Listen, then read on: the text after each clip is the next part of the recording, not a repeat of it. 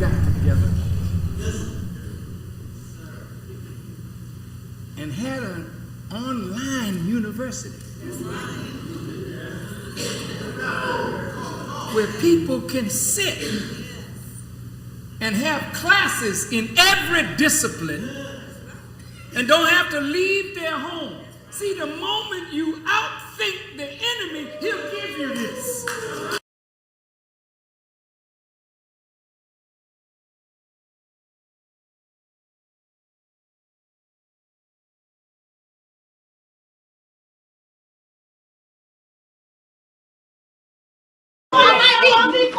I'm distracting class, right? But guess what? We're not learning anything. So what am I distracting? What am I distracting them?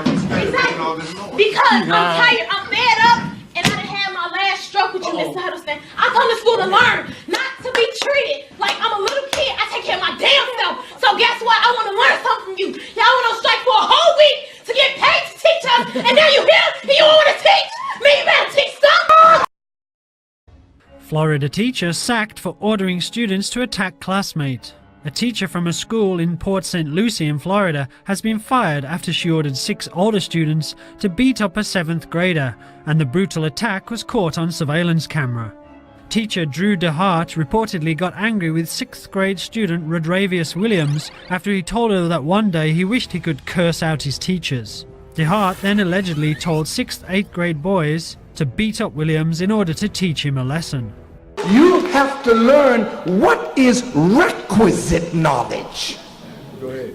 What is proper knowledge? Knowledge that suffices for the time and the circumstance that we have arrived at. That's the knowledge that you have to get. And unfortunately, it's not in the school. These schools have been created by the enemy to serve the enemy. You can get something out of it, but who wants to go to a restaurant and in the kitchen is dirty?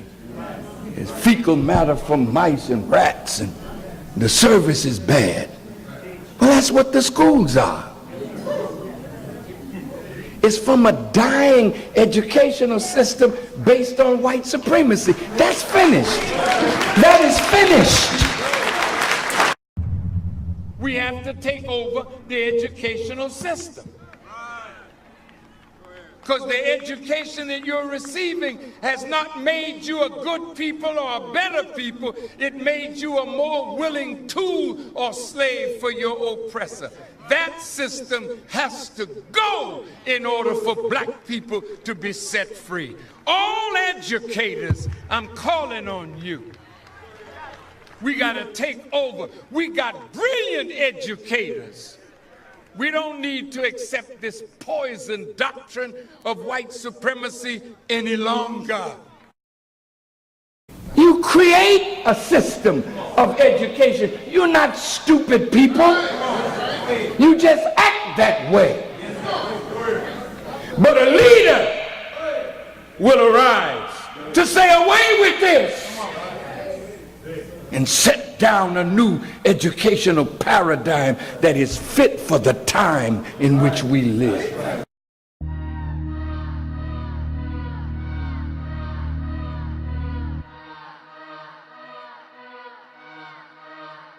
Truck Squad!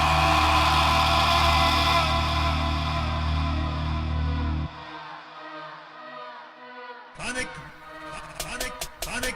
I write classes, your books and materials. Every subject that we deal with is serious. The type of teacher to overcome all odds. The type of education to make all gods. A new way of thinking and a new curriculum. No more swinging back and forth. Pendulum synchronize the equilibrium when we put this in. So let's begin. Islam is mathematics. Mathematics is Islam. A is the first letter of the English alphabet. Allah is number one, the creator of the universe. A for Asiatic, A is also for Asia. Asia is what this earth is called. This earth belongs to us. We deemed it to be necessary, it's an obligation. Gathered all the facts, then assess the situation. All we had to do was pick a location.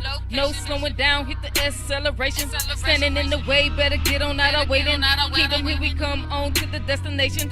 Organizing our Ministry of Education to give birth to a new educational paradigm. Black on black. Climate chickens that are getting ready to attack. Making Sunday booms like I'm burning at the track. Everybody stop fighting, yeah, they don't set back. Yeah, my soul is pitch black. Yeah, I'm all about my map. Put my finger on the map. Yeah, I can't name that. Making gas of education, yeah, there's no need for waiting. Patience is overrated. Bear witness to greatness.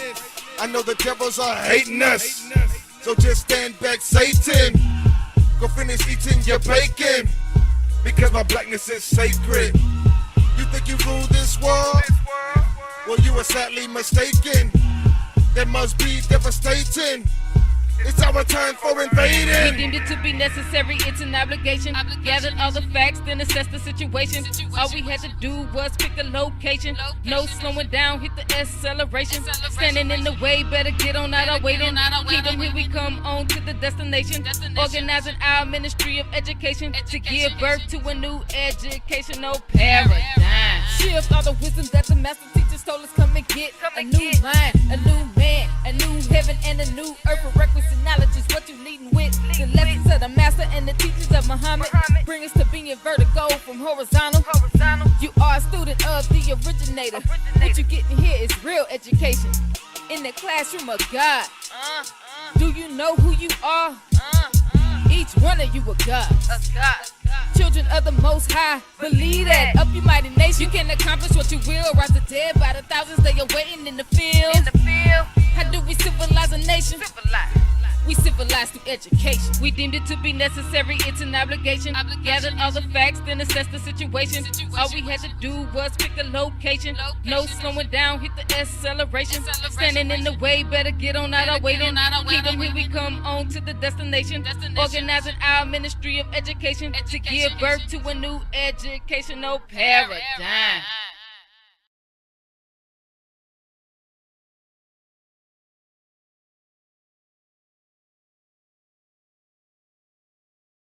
Greetings. My name is Shahid Muhammad, also known as the Math Doctor. I welcome you to this introduction of this powerful course entitled The Mathematical Theology and the Power and Science of the Number One.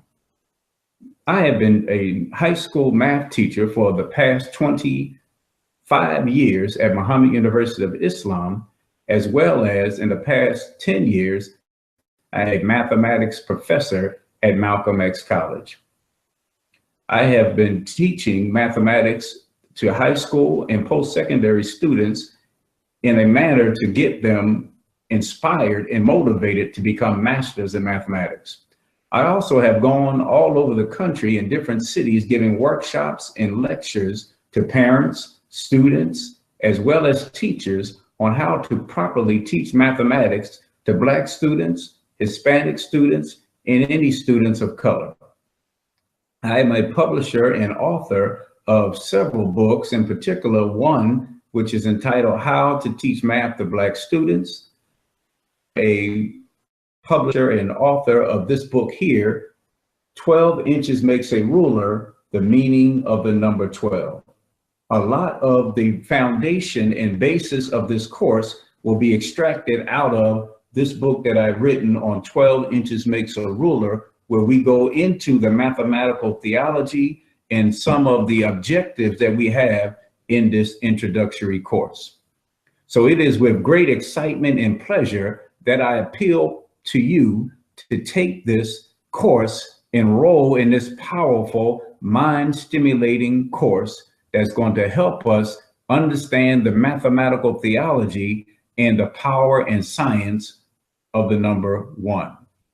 We will be looking at one, how the study of God, which is the meaning of theology, can be verified, analyzed, and assessed through the powerful science of mathematics. We will look at how we can verify and justify the oneness of God, the reality of God, using the mathematical theology. This mathematical theology was taught to us by the Most Honorable Elijah Muhammad and now the Honorable Minister Louis Farrakhan. But also his beloved wife, Mother Tanetta Muhammad, was one of the main catalysts for me gaining understanding into this powerful, awesome science of the mathematical theology and how to verify and justify history, science, universal events in Islam using mathematics.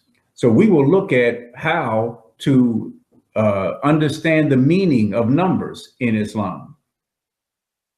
Every number has a meaning. We will not cover all the numbers because, of course, the number system is infinite, but we will look at some of the main numbers that we deal with on a daily basis and how we can extract wisdom out of those numbers to apply it to Islam, to understand current and world events, and to understand the mathematical theology and science of Allah God and of Islam. We will also look at how the Holy Quran is a mathematically coded book. And we're taught that the code for the Holy Quran is the number 19. So we will deal with the number 19, which Mother Tanetta Muhammad is the catalyst for exposing the power and mathematical code of the Holy Quran using that number 19. So we will learn how we can take the number 19, put it in front of a Holy Quran surah, and then relate that to an actual date and find that there is a synergism and a synthesis between that year, current events of that year, and the Holy Quran surah's information and wisdom in it.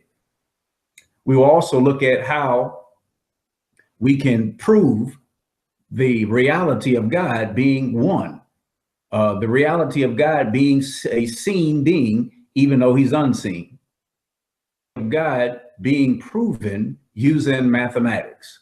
So those that take this course will be able to not only decipher the mathematical code of the Holy Quran, but we will also be able to prove the teachings of the Most Honorable Elijah Muhammad through Minister Louis Farrakhan using mathematics.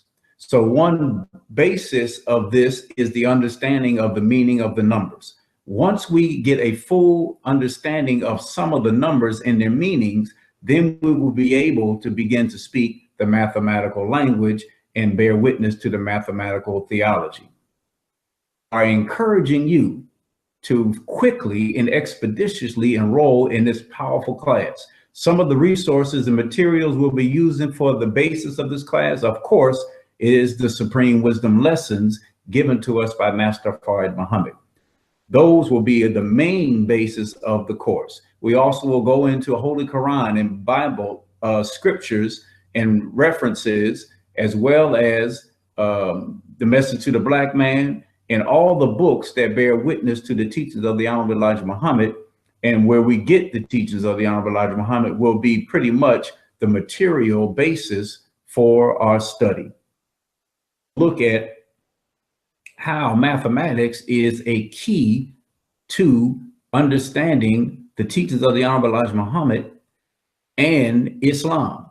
We're taught that Islam is mathematics. So we have to understand and have a root understanding of mathematics so that we can understand fully why the Honorable Elijah Muhammad taught us that Islam is mathematics and mathematics is Islam. So I just want to give a quick example of some of the things that students will be able to do upon finishing and completing this powerful course. So we mentioned that we will be able to take numbers and understand their meaning. So here we have the scientific acronym for what we call our genetic structure or genetic coding called DNA, which is deoxyribonucleic acid, shortened as DNA. Mother Tanetta would always explain to us in her workshops and in her lectures how we can take not only the numbers, but the letters and synergize them with the numbers, and then we will get powerful meanings from the synergism of the two. So here is an example of that. Here you have DNA, and we know DNA, the letter D, if we count what letter it is in the alphabet. D is the fourth letter. We know N is the 14th letter and A is the first letter.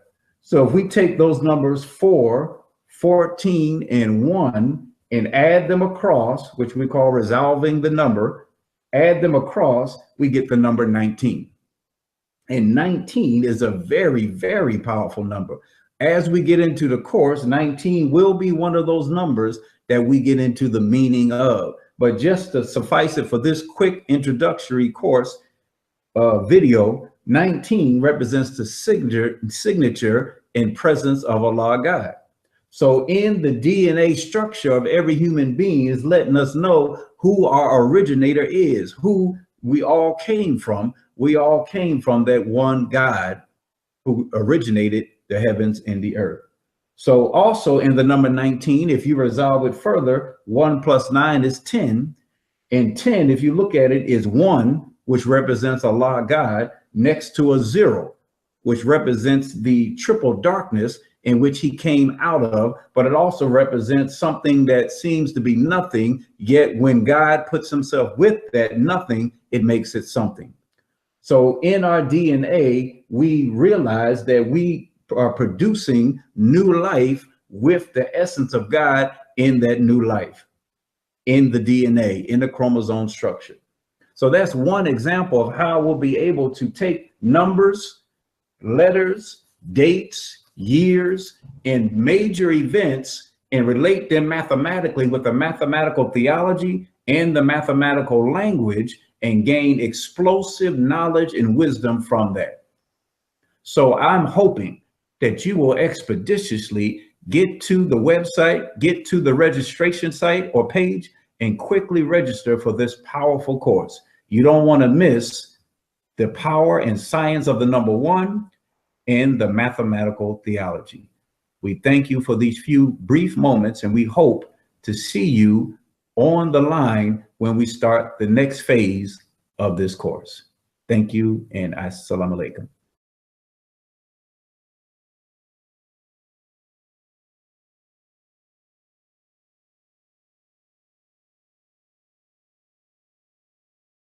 In the name of Allah, the Beneficent, the Merciful, I bear witness that there is no God but Allah, who came to us in a person of Master Farrakhan Muhammad, the all-wise, true, and living God. We thank him for his intervention in our affairs, for him coming among us, teaching and raising from the lost found the most Honorable Elijah Muhammad to be his messenger, his Messiah, now the exalted Christ. And we thank them both for their extension of love and mercy in the personage of the Honorable Minister Louis Farrakhan. My name is Brother Alan X. I'm a registered member of the Nation of Islam of 18 years, and I also have the opportunity and privilege at serving as the Honorable Minister Louis Farrakhan's local representative here in the city of Raleigh, North Carolina.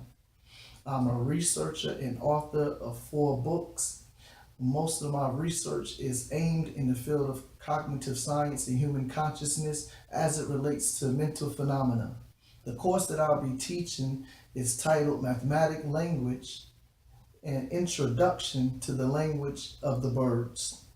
In 2014, I wrote and published a book titled Master Fard in the Language of Birds, an Esoteric and Literal Analysis, in which I chose to dive deep into the saying of the Honorable Elijah Muhammad regarding Master Fard's Muhammad's mental ability to speak the language of the birds.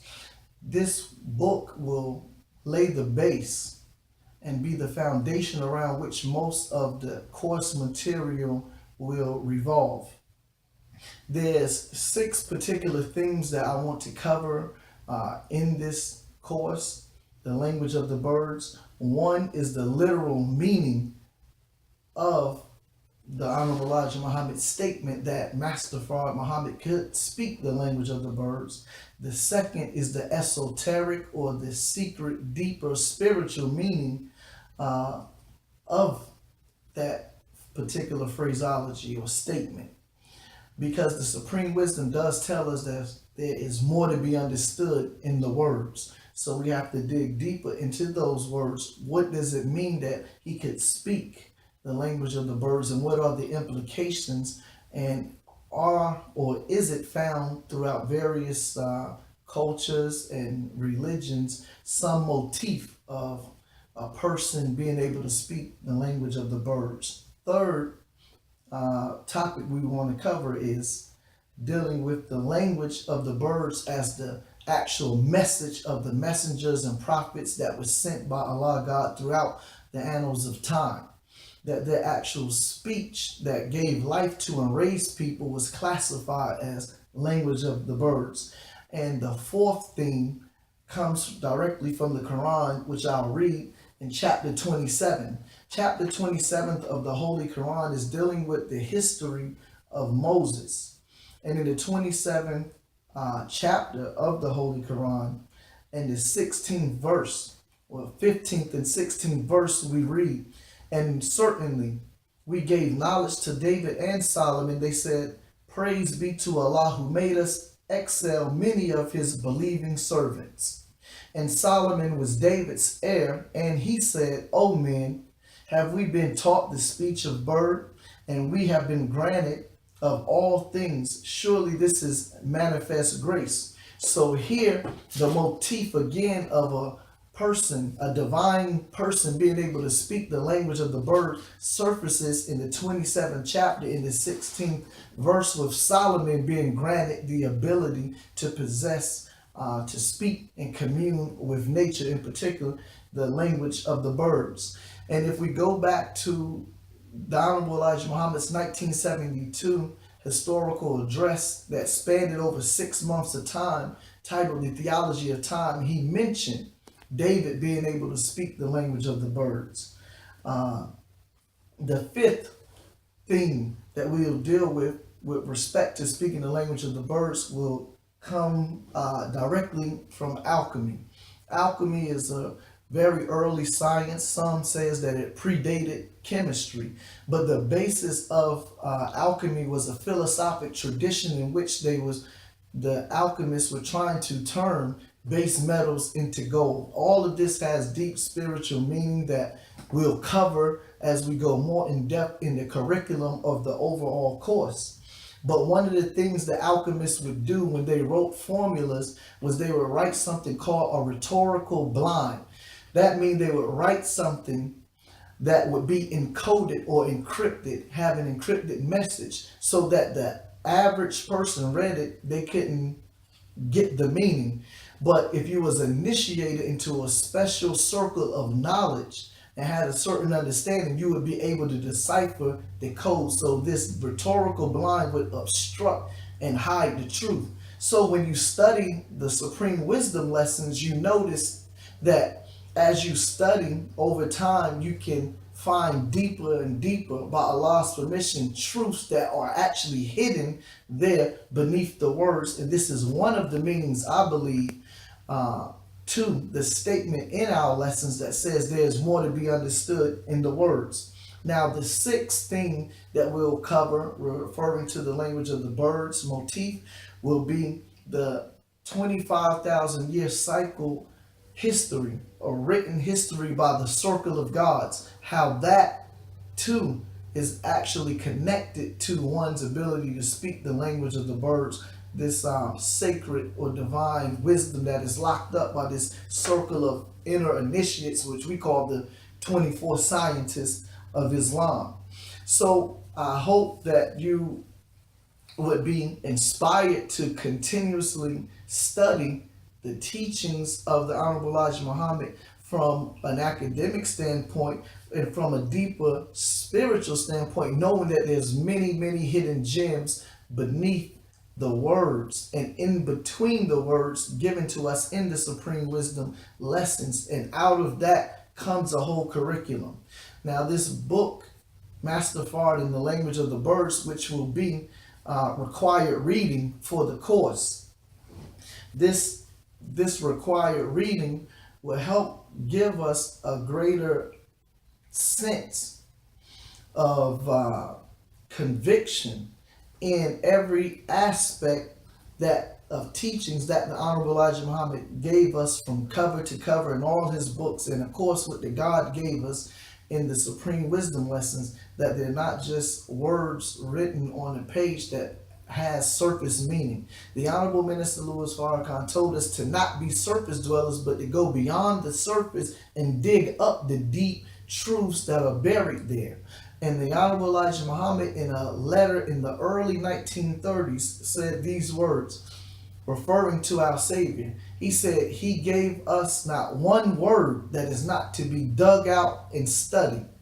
So that was the inspiration behind me writing the book, and also which led to ultimately the development of this course for curriculum of study rooted in the Supreme Wisdom teachings. So I thank you for your time, and I look forward to interacting with you all throughout this course. Assalamu alaikum.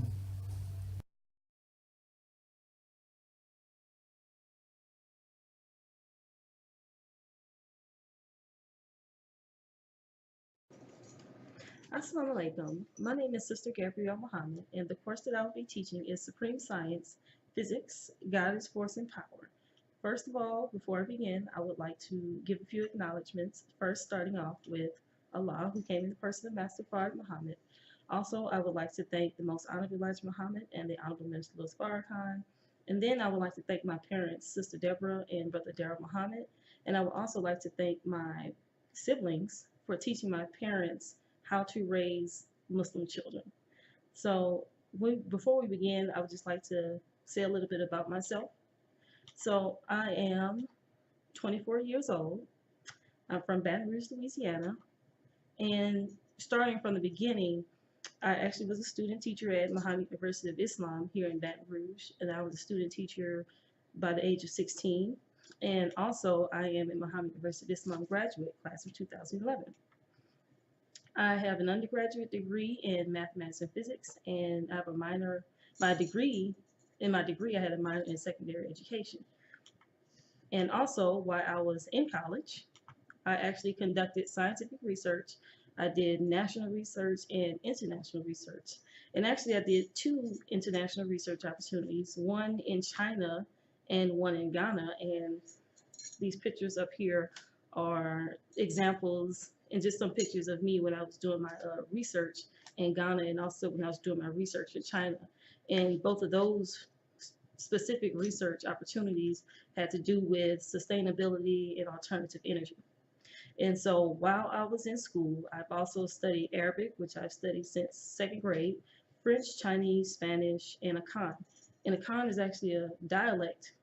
It's actually a language spoken in Ghana, and the dialect that I learned was the Tree dialect. So that was the part of Ghana we were in where they spoke that dialect. And also, I taught physics and environmental science at Southern University's Laboratory School.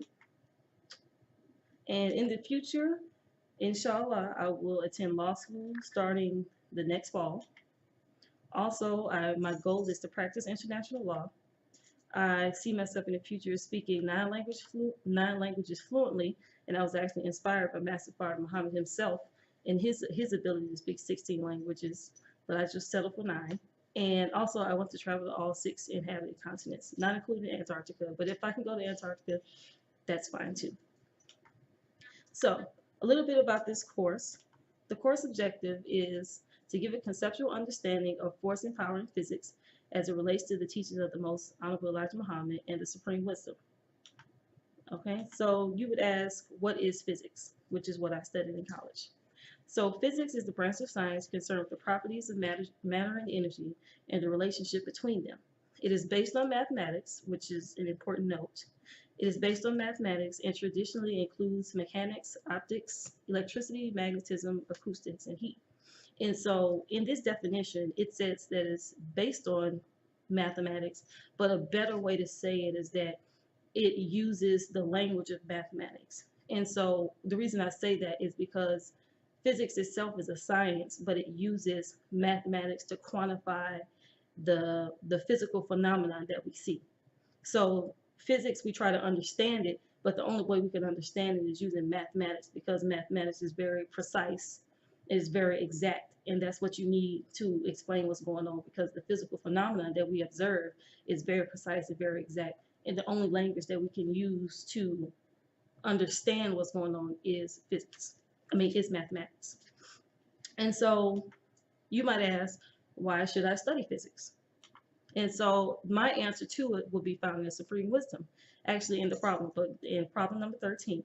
And so it kind of gives you, if you ask why you need to study this will give you an answer. So it states, after learning mathematics, which is Islam, and Islam is mathematics, it stands true. You can always prove it at no limit of time. Then you must learn to use it and secure some benefit while you're living. That is luxury, money, good homes, and friendship in all walks of life. Sit yourself in heaven at once. That is the greatest desire of your brother and teacher. Now you must speak the language so you can use your mathematical theology in the proper term. Otherwise, you will not be successful unless you do speak well, for she knows all about you. The Secretary of Islam offers a reward to the best and neatest worker of this problem. There are 26 letters in the language, and if a student learns one letter per day, then how long will it take him to learn the 26 letters? There are 10 numbers in the mathematical language, then how long will it take a student to learn the whole 10 numbers at the above rate? The average man speaks 400 words considered well. And so the reason I brought that up is because, just like I said, in the definition of what is physics, it uses mathematics as the language to explain physics. But in problem number 13, it states that mathematics is Islam, and Islam is mathematics. So if I interchange mathematics with the word Islam in that definition, it's saying that physics is based in Islam. Or as I said, that physics uses the language of Islam to quantify the physical phenomena. And so that's kind of what this course is going to do. We're going to quantify, but in the spiritual realm, the physical phenomena. We're going to correlate the physical phenomena or the physical reality with the spiritual reality that we find in the teachings. And we're hopefully going to use that. Hopefully going to use that correlation to secure some benefit for ourselves while we're living. And so further, to answer the question, why should we study physics? And I'll go back to the problem book. So in the introduction to the problem book, it states, this book teaches the lost foundation of Islam, a thorough knowledge of our miserable state of condition in a mathematical way when we were found by our Savior, W.D. Farrakhan. And again, the problem book is telling you that it's describing our miserable state in a mathematical way or in an Islamic way. And so if it's telling us that we can solve our problems, well, it's presented as a problem mathematically, that means that that problem can be solved mathematically, or our miserable condition can be solved Islamically. And so the thing about it is that because it's mathematics, we can use physics and the relationships in physics, which deal with the relationship between matter and energy. We can use that type of thinking to analyze the situations that we're in and solve our problems using physics or mathematics or Islam, whichever you would say, because they all are correlated. Okay. And so an overview for this course, we're going to have 4 lessons altogether. And so in our first lesson, we're going to deal with the overall concept and a very kind of introductory, kind of basic overview of the concept of God is force and power. And so in that, we're going to start off kind of dealing with what force and power is, and then we're going to see how we're going to prove it at no limit of time that God is force and power. So it can, trust me, it can be proven mathematically that fast. And so we're going to deal with that. So lesson number 2 is that we're going to deal with the laws of motion. And note that I didn't say Newton's laws of motion because Newton didn't create the universe. It's the laws of motion.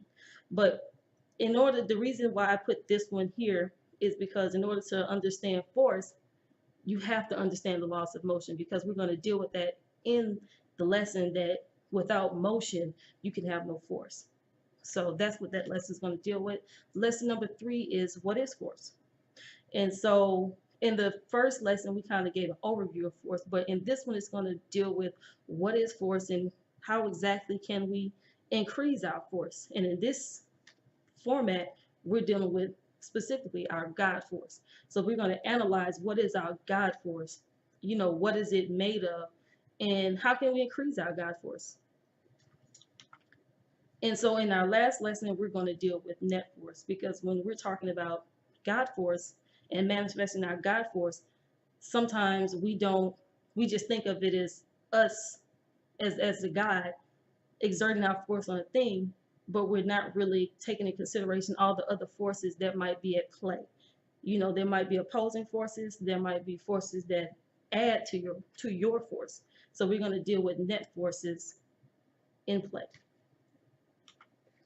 And so in our lessons, we're going to deal with these key terms. So some of the key terms we're going to deal with and break down and parse and understand and really get a firm grasp on is force, power, work, mass, acceleration, time, and displacement. And so we're gonna deal with those. We're gonna break them down, and inshallah, by the end of this lesson, you will have a firm grasp on these concepts. And then not only you'll have the firm grasp on them mathematically and scientifically, but you'll also have a firm grasp on them spiritually and Islamically. And so I hope you all join the class so we can go over those topics. So in closing, again, I would just like to thank Sister Deborah for giving me this opportunity. Thank everybody, and hopefully you all enroll in the class. And when you do, you enjoy the class. And I'd like to greet you as I came. Assalamu alaikum. Thank you.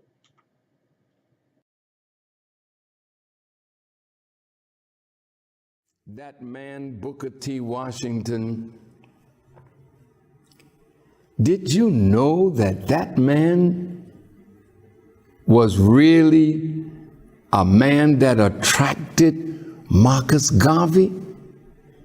Marcus Garvey came to America to meet with Mr. Washington. Unfortunately, Booker T. Washington had passed. Booker T. Washington had his young students in architecture lay out the plans for Tuskegee University. They took the clay land and made bricks and built the buildings. They were not looking for somebody else to do it for them. They were learning how to make themselves useful to self as well as others. The Honorable Elijah Muhammad loved Booker T. Washington. The Honorable Elijah Muhammad was in love with Tuskegee University, and he said to us he wanted to see Tuskegee returned to those wonderful principles upon which that institute and now university was built. When I spoke to the students at Tuskegee University a few months ago, I said, quote, "You are more than who you think you are. Because of who you are in danger." So tonight, I want to expose the danger and by God's grace, give you the guidance to be exactly what I said that you are, the seminal fluid of the kingdom of God.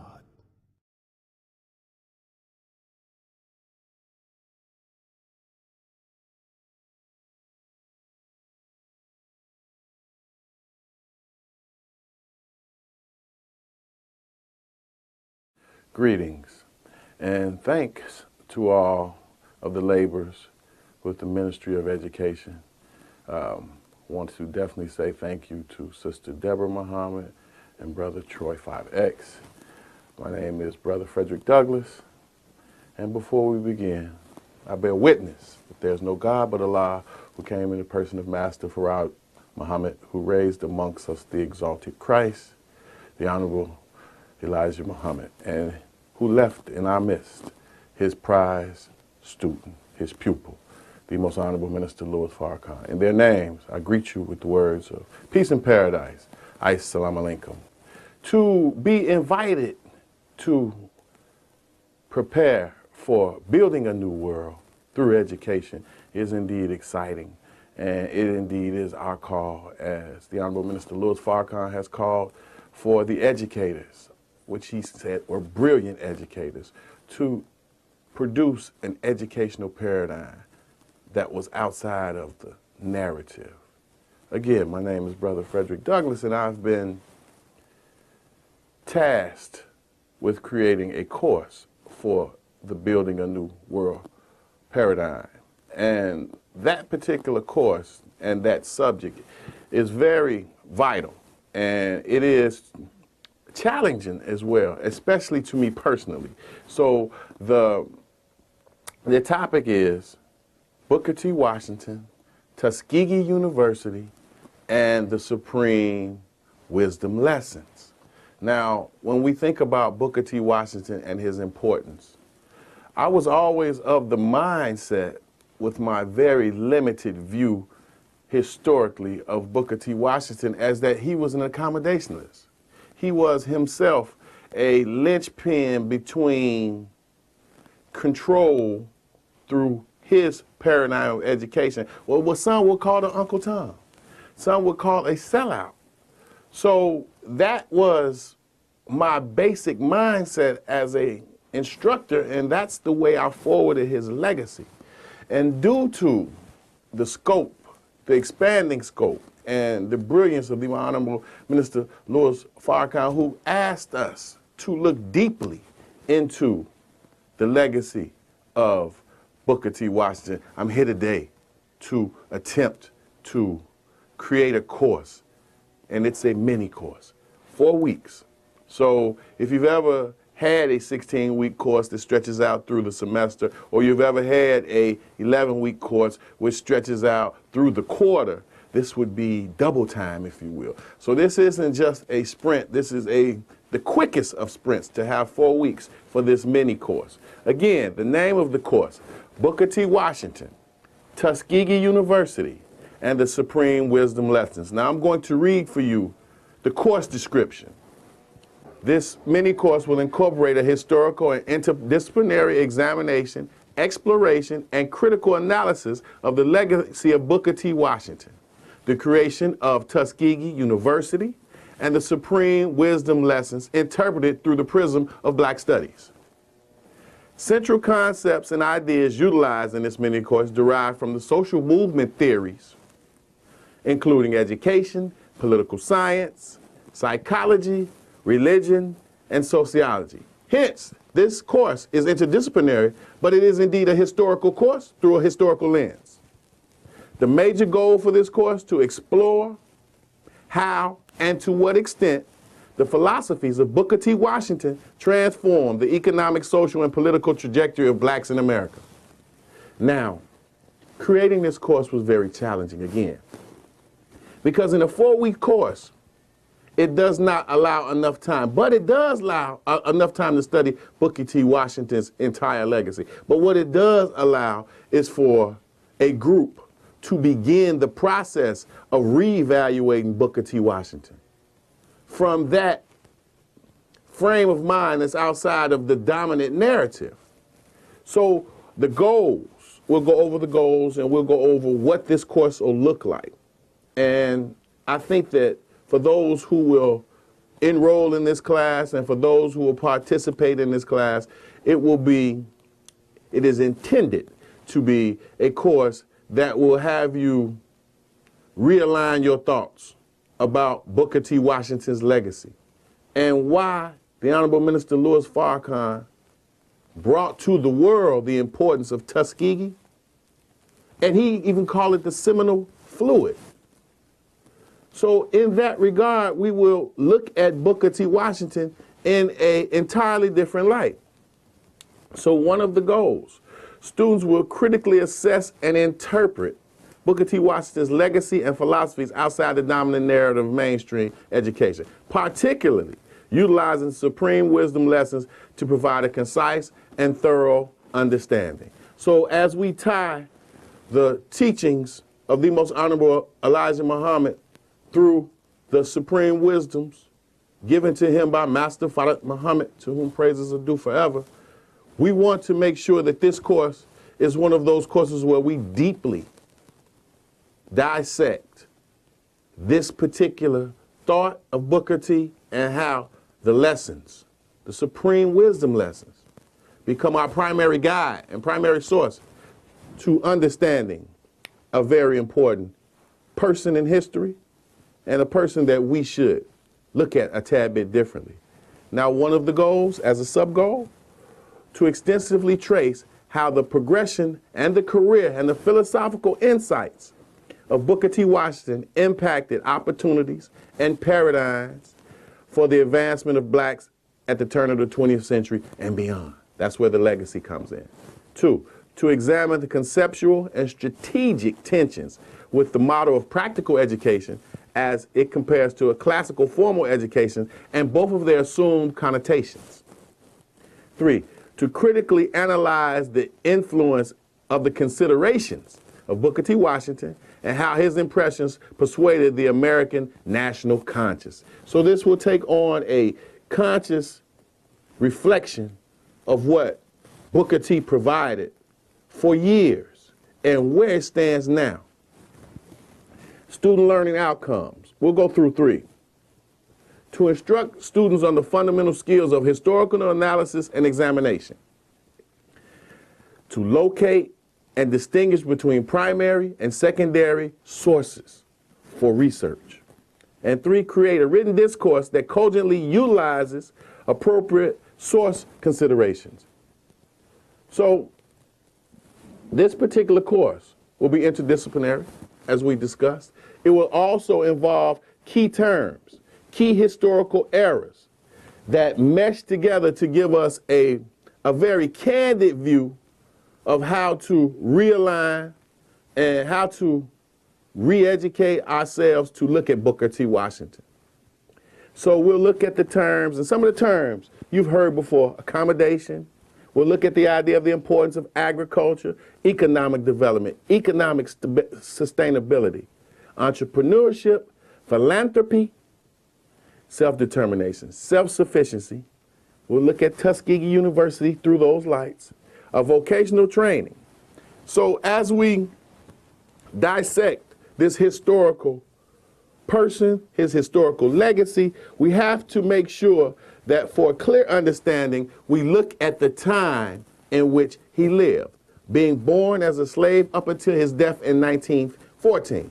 We want to be very clear about how Booker T. Washington's legacy should be taught in a classroom, outside of the mainstream narrative. Then we have to look at the historical narrative. And we have to look at, with the historical narrative, we have to look at the eras. We have to separate them, compartmentalize them, dissect them, and look to them for what we call it post facto, what happened prior, ex post facto, what happened as a direct result of those historical eras.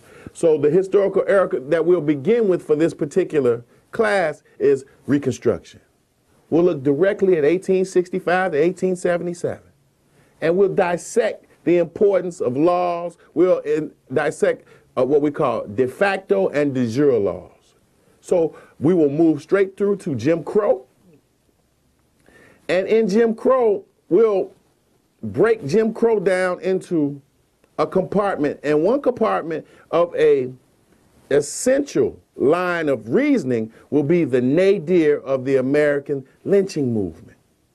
So we'll do research to hash out, flesh out the laws that were created, how they were enacted. And we'll look to those as a guiding light to how we should create a narrative to be forwarded to students in this particular thought. Reconstruction, we mentioned that. World War I. All of these historical eras become very important as we continue to interrogate and investigate the legacy and philosophies of Booker T. Washington. So we have an extensive amount of reading.